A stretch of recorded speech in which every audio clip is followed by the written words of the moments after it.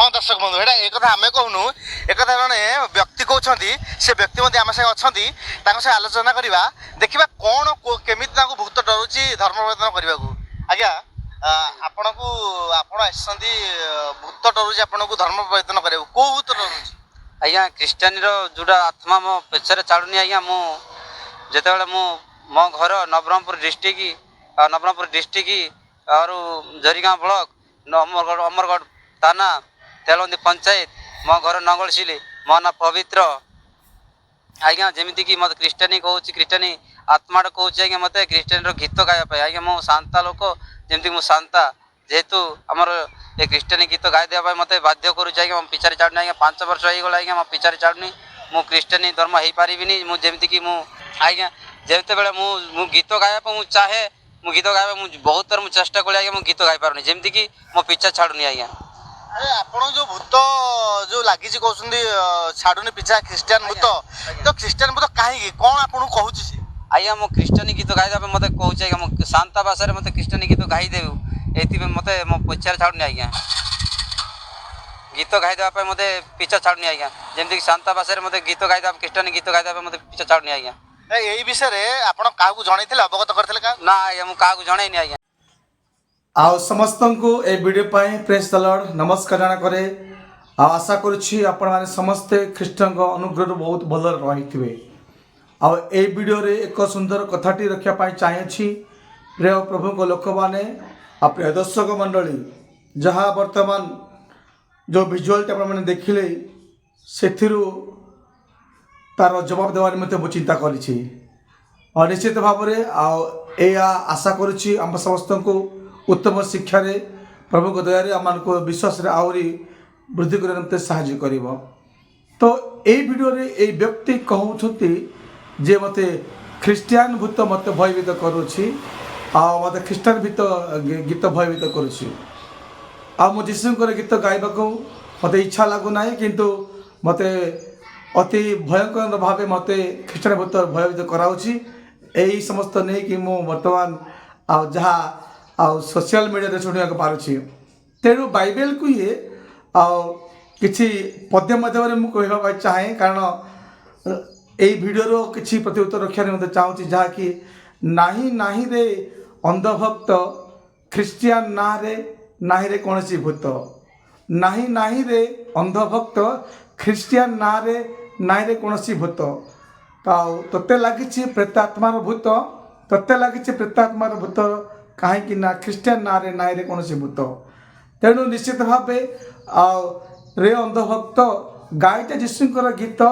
गायते जीशुकर गीत तो पाई आसी एक शुभ मुहूर्त तो आसी गोटे शुभ मुहूर्त कारण जो मैंने ख्रीष्टन गीत गान करती नाम जपंती से जीवन सार्थक हो जाए आत्मार परित्राण मिले एपाई प्रिय प्रभु को लोक मैंने अंधभक्त को यही सूचना देने चाहे जे प्रकृत भाव में ख्रीष्टन ना रे कौन भूत नुहे ख्रीष्टन ना रे भूत थर हूँ बाइबल लिखा जाए जाकोब पुस्तक 2:19 वाक्य प्रकाश करे भूत माने विश्वास करिकी जीशुख्रीष्ट को थर हूँ लिखा जाए किंतु बाइबल रे कौन स्थान पाई नहीं जे ख्रीष्टान भूत बोली केमती किसी ना तो जीशु को नाम रे भूत चली जाए जीशु के नाम रे मुख कथा कहते जीशु के नाम रे बधिर श्रवण करते जीशु के नाम रे अंध देखि पारती किंतु जीशु को नाम कौन से भूत भयभीत नाही यह बाइबल प्रमाण कर आसत गोटे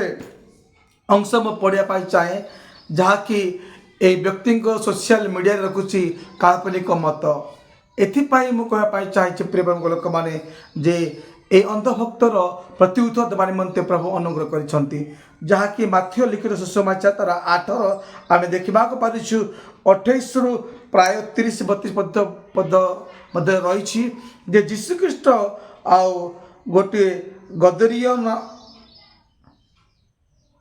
जीशुख्रीष्ट गदरीय मानक अंचल जिते उपस्थित होले से समय दुई गोटे व्यक्ति को भूत लगी जो द्वारा कि से भूत माने एते आक्रांत करिछि जे सेठी लेखा देछि तार पदरे एपरि दुर्दांत थिले लेखा देछि एते परिस्थिति भितर से माने थिले से दुर्दांत व्यक्ति को मानको भूत ଆକ୍ରାନ୍ତ କରିଥିଲା ଆଉ ତାଙ୍କର କାର୍ଯ୍ୟ ହେଉଛି ଦୁର୍ଦାନ୍ତ।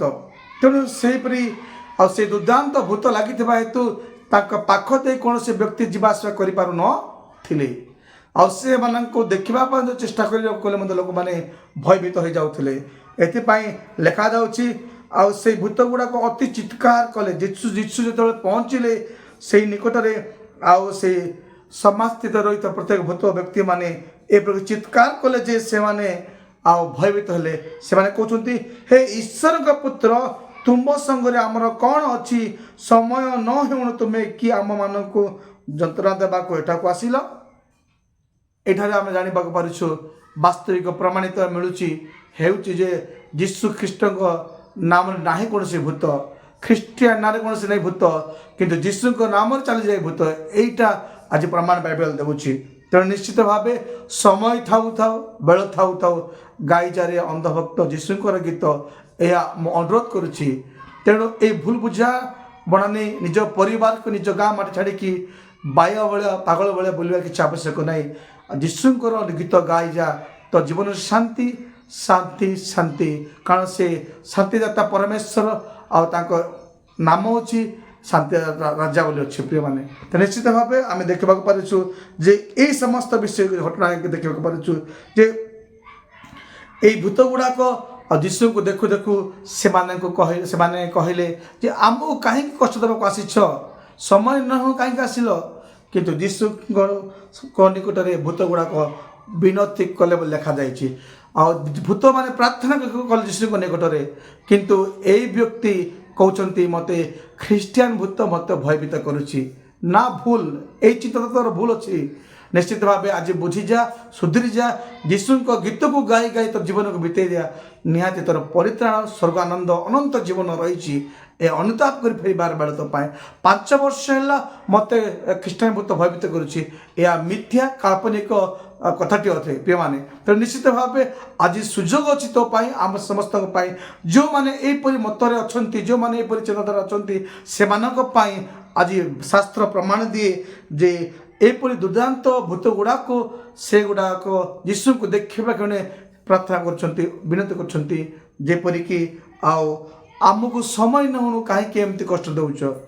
ଆଜି ତୋତେ କଷ୍ଟ ଦେଉନାହିଁ ପ୍ରିୟ ଅନ୍ଧଭକ୍ତ, ତୁ ସୁଧୁରି ଯା, ପ୍ରଭୁଙ୍କ ନିକଟକୁ ଫେରି ଆସିଯା, ଗାଇଯା ଯୀଶୁଙ୍କର ଗୀତ।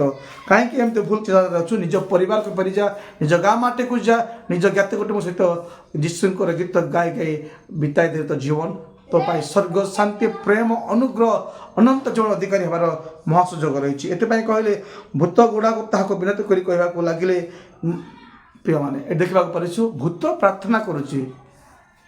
এই ভুল মতକୁ ତୁ ନିଜକୁ ଦୂର କରେ ଆଉ ଯୀଶୁଙ୍କ ଗୀତକୁ ଗାଇ ନିଜକୁ ସ୍ୱର୍ଗ ଶାନ୍ତିରେ ପରିପୂର୍ଣ୍ଣ କରିକି ଆଉ ଯେଉଁ ଭୟଭୀତ ରହିଛି, এই ପ୍ରେତାତ୍ମା ଭୟଭୀତ ରହିଛି, ସେ ସମସ୍ତର ମୁକ୍ତି ପାଇବୁ। କାରଣ ସେ ହେଉଛି ଈଶ୍ୱରଙ୍କ ଏକମାତ୍ର ଈଶ୍ୱରଙ୍କ ପୁତ୍ର, ସେ ଅନ୍ତରାଜା ଅଟନ୍ତି।